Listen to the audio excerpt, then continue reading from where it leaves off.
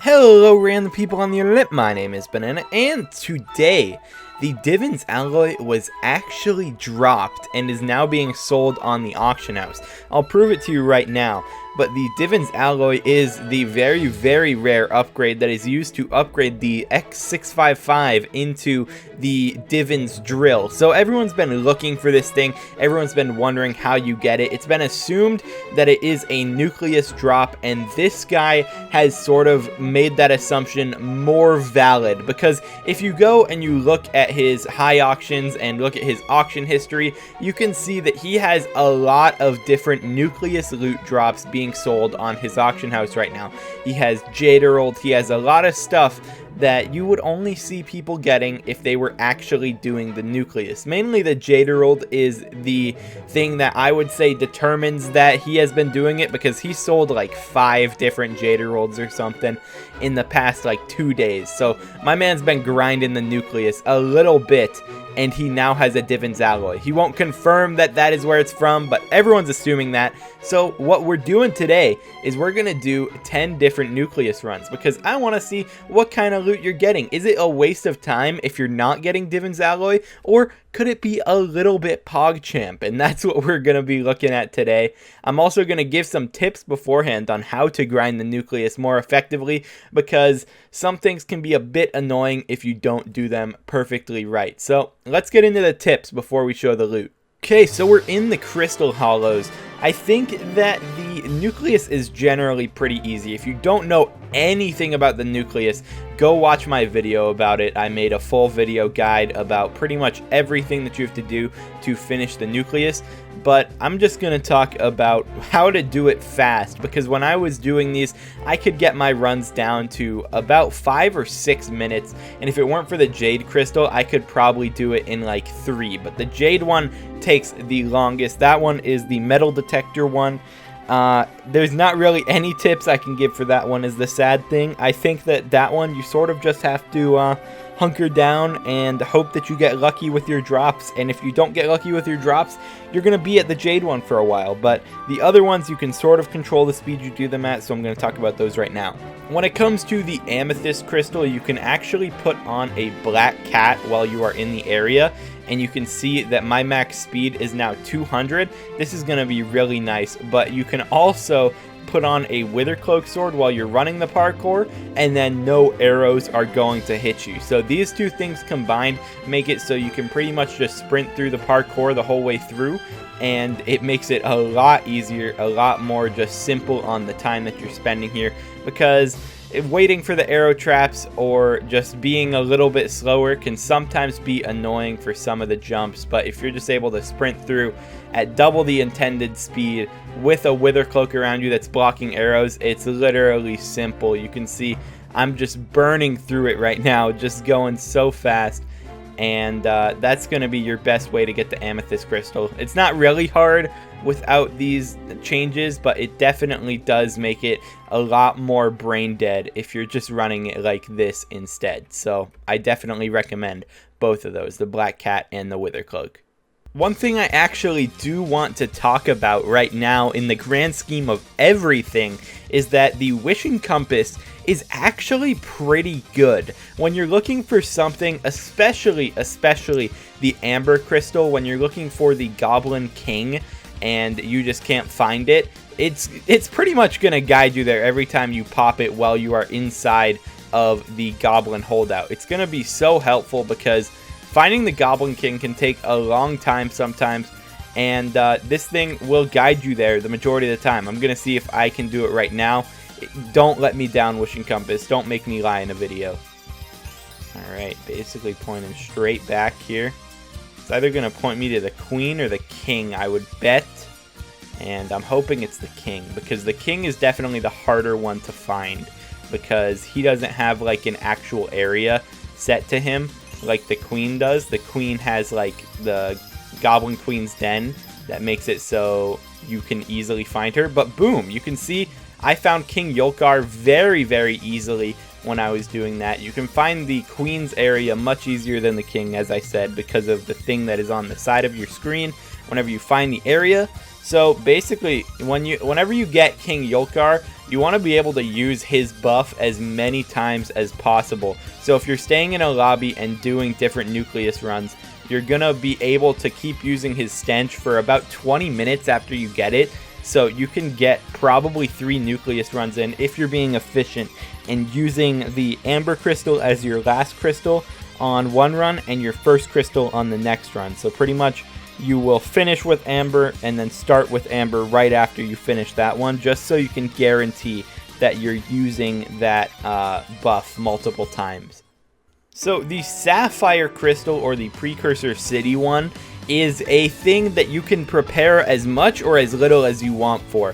How I prepared for this when I knew that I was going to end up doing Nucleus runs eventually anyways, is while I powder grind, because powder grinding entails pretty much just using mole and trying to find the treasure chests in the wall and then opening them. But while I do that in the Precursor Remnants area, because when you're doing it in Precursor Remnants, you actually have a chance to drop one of the robot parts into your inventory while you're opening those chests. So you can get a lot of them. When I came and started doing this, I had about 25 of each of the robot parts, except for the Robotron reflectors. And you can see that I'm still chilling at a bunch of them. I need to grind some more up today. Obviously, you can just buy them off AH as well, but it is going to be pretty simple. And, you know, you're knocking out 2 birds with 1 stone if you powder grind and do this at the exact same time. Last but not least, Bal. This one is a pretty easy one because it's pretty much just going to be using the Wishing Compass once again and hoping that you find the area while you're in the magma fields. Or if you are just running around and you have a mod that's going to give you a magma boss warning, you could just find it by doing anything else eventually. You could just come across it, but using the Wishing Compass to find him is going to probably be your best bet. And it's not really a hard crystal to do. You're pretty much just going to walk in there and grab it most of the time.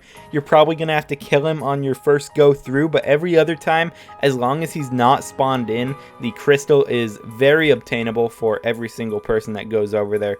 So it's going to be a very easy one to do. So that is my tips on how to do all of the crystals a little bit faster than just normally going in and doing them. They're not going to be like god tier strats that save you hours and hours of time, but they definitely are going to help you if you're grinding the Nucleus out and you're trying to go for Divan's alloy or some of the other drops that you can get from this. But yeah, let's get straight into the loot that I got from 10 different Nucleus runs. I did more than 10, but I felt like 10 would be a good number just to show you guys what I got. So, montage.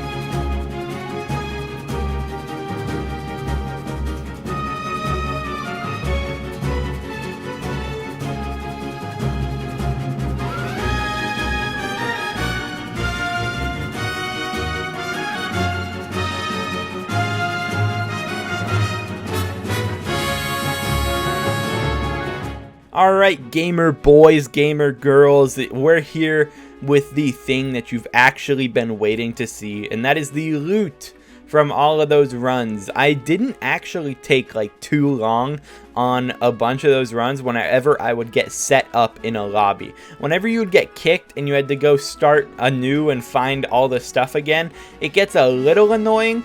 But if you start in like a day 1 or a day 0 and you just immediately are finding the locations, you can get your runs down to like 6 minutes, as I was saying, 6, maybe 7.